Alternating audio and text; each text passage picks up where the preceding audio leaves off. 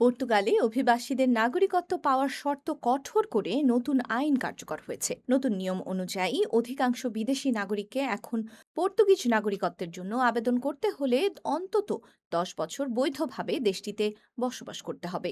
গত 18ই মে প্রকাশিত গেজেটে পর্তুগিজ নাগরিকত্ব আইনে এই পরিবর্তন আনার কথা বলা হয়েছে।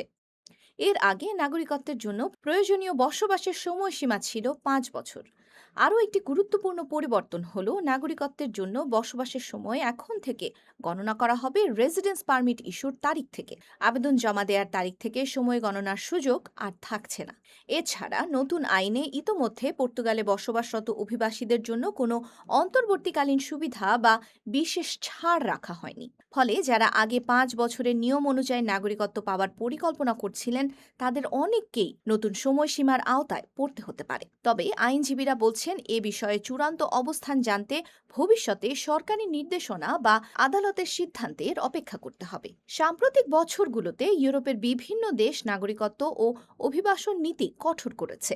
পর্তুগাল সরকারের মতে এই পরিবর্তনের উদ্দেশ্য হল সত্যিকার অর্থেই যারা দেশটির নাগরিক হতে ইচ্ছুক তাদেরকে উৎসাহিত করা। তবে নতুন নিয়মের ফলে পর্তুগালের নাগরিকত্ব পাবার পথ আগের তুলনায় অনেক দীর্ঘ হয়ে গেল বলে মনে করছেন অভিবাসন বিশেষজ্ঞরা।